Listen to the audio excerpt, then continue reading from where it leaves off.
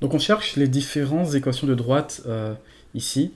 On nous donne en fait quelques descriptions de la droite et on cherche l'équation de la droite. Au numéro A, au niveau du A, on sait que notre droite en question a une pente, A qui est égale à -7, et on sait que la droite passe par le point P qui est donné par 2, 3.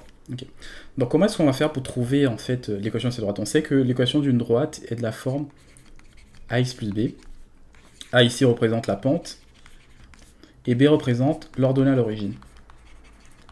B représente l'ordonnée à l'origine. Donc ici on connaît déjà la pente.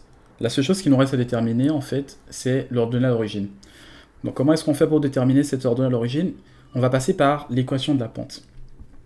On sait que A est donné par y2 moins y1 sur x2 moins x1. Okay. Donc si je connais normalement 2 points, je peux trouver la pente. Donc si je connais la pente, je peux trouver une des valeurs ici, c'est-à-dire soit mon y1, soit mon y2, soit mon x2 ou mon x1. Okay. Donc les points qu'on va considérer ici, ça va être les points 2, 3. Okay.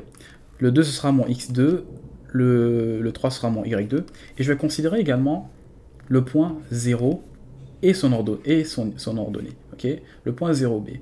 Parce que b c'est l'ordonnée à l'origine. Okay, la valeur de la droite en 0. La droite évaluée en 0 me donne b. Donc si je remplace ces données-là dans mon équation ici, j'obtiens -7 qui est égal à 3 moins b, que je ne connais pas encore, sur 3 moins sur 2 moins 0, pardon, sur 2 moins 0. Donc, j'ai que -7 est égal à 3 moins b sur 2. Donc je peux ici chercher à isoler b.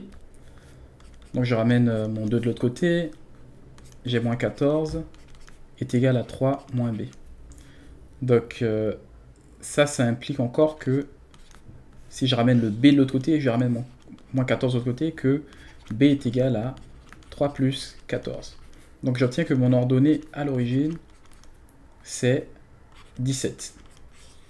Donc, l'équation de ma droite ici est donnée par y qui est égal à -7x plus 17.